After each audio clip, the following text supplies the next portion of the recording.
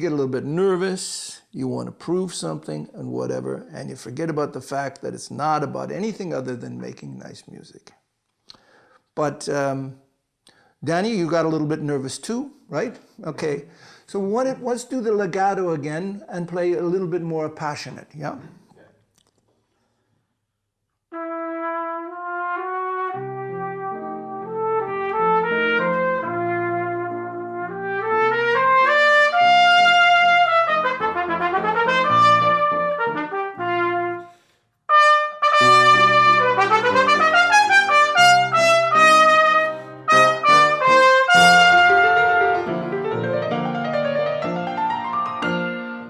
Great. So the idea is to lose yourself in the phrase, lose yourself in the music. Don't try to play fast or slow or brilliant or introverted, but to make every note tell a story of your emotional reaction to the sound and the interaction with your colleague. This cadenza is just really harmonic trivia. So, I mean, I could play, I played a pedal note for you. I think that was very important. Can you play that pedal note that I played? It was an F, right?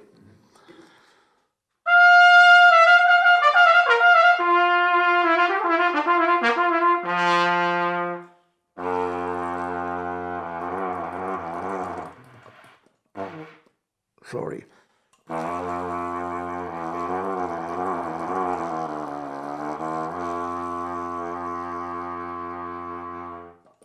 Now those notes resonate in the low register, and they don't destroy my embouchure. I'm not pushing the mouthpiece in one way or the other. As a matter of fact, they're even stimulating or relaxing or massaging my lips. Which brings me to another point. When you play the trumpet or the cornet, it's important to use a little vibrato. A lot of people don't understand that a vibrato is not only cultivating the sound, but it's also maintaining the blood flow of the embouchure. Because a vibrato means a change in the frequency or the intensity of the sound, or both. So there's a frequency vibrato and there is an amplitude vibrato. The amplitude vibrato means more air, or frequency. A combination of both of those things tends to make the sound more interesting and personal. It massages the lips at the same time. So if you just listen to the beginning where we play legato, I'll use a little bit more vibrato, especially on the first three notes.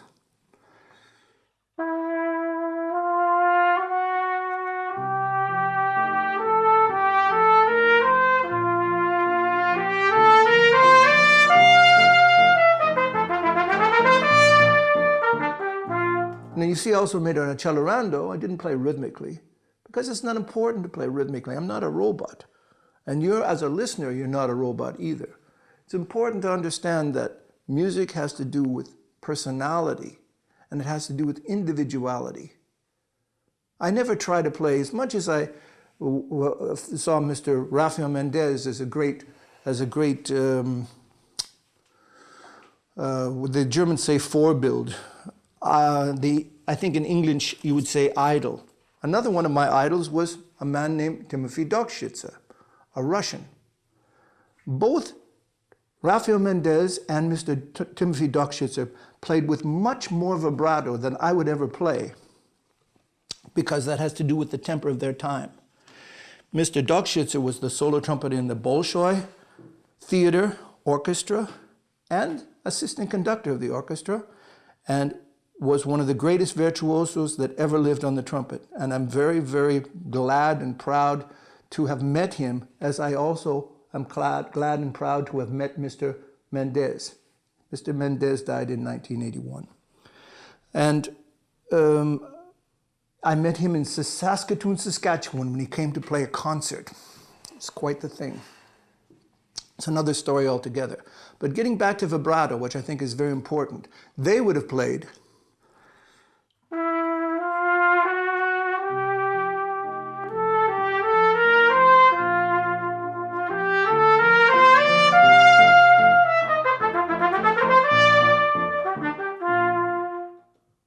That's a lot of vibrato. But it's also another way of expressing the temper of that time. Now, I need to maybe take my own cornet, or the cornet that I built in the meantime, not that this isn't a wonderful cornet, but this is a cornet that I built that plays in B flat, A, and in G. And it has even a smaller lead pipe. I call it à la française, like the French. It's like a French Courtois or Besson cornet from the late 19th century. And it's even more, has even a more conical lead pipe, smaller bore here, that I can even probably put this branch in. The French called it a branch. Can I have a tuning note from you?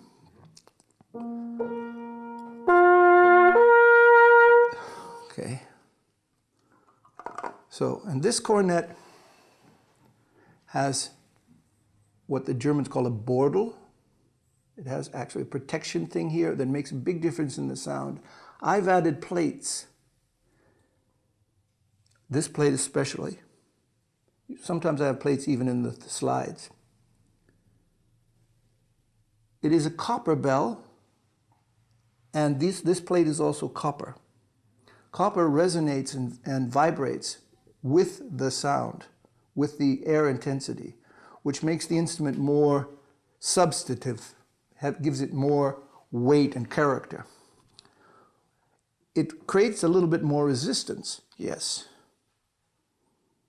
But I'm not really interested in playing easily on the instrument. What I'm interested in is playing beautifully on the instrument. Some things you have to pay your dues if you're going to sing the blues, and you know it don't come easy. So I'd like to just try that same phrase there. Can you give me an F once again, so I'm sure?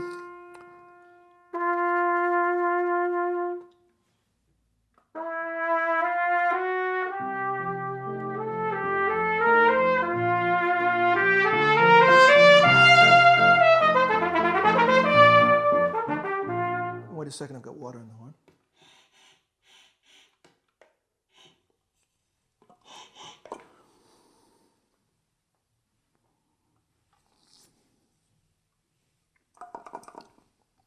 So you can hear that it's even more, it's like almost like a miniature flugelhorn. It's an interesting thing. This is the time of Herbert L. Clarke is really late romantic music. This is romantic music, even though it's the beginning of the 20th century. He comes from that time, from the 19th century. And this whole music has to do with that. I'd like to jump right to, well, let's just do the ending of the cadenza.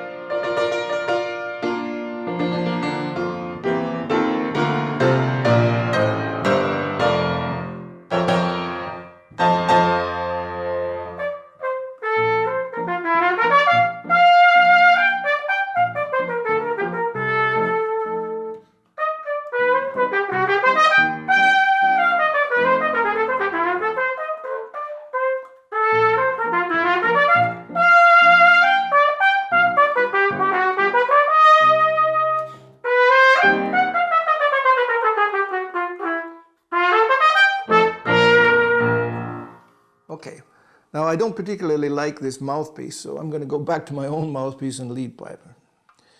Just simply because of the fact that it has for me more tone substance, and I don't have to pull the tuning slide out as far because it's longer. Let's try that again.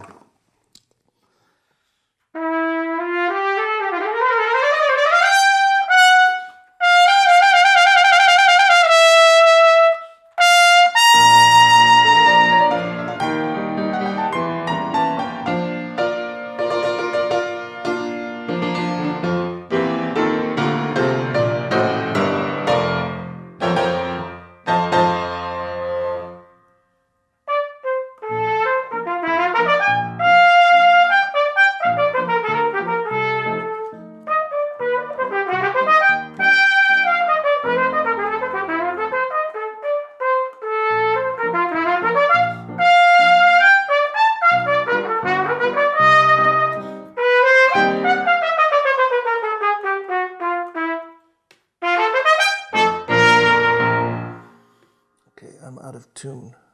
And when you're out of tune, here's the problem. If the instrument's cold, if they're not used to the mouthpiece, the embouchure's not, whatever. If you are not in tune, it's the most important thing, because the instrument is a resonator. If it doesn't resonate at the frequency of the piano, then it doesn't work. And I should really explain once again very, very quickly how you properly tune to a piano. If you hit the note, B flat, yeah, hit a B flat, boom. Now you notice, if you have good hearing, you'll hear that the note starts higher and then goes lower. Because it's called the rod effect. When you strike a rod, you shorten it at that point where you shortened it, where you hit it. And then the whole rod starts to vibrate. So if he just puts down the pedal,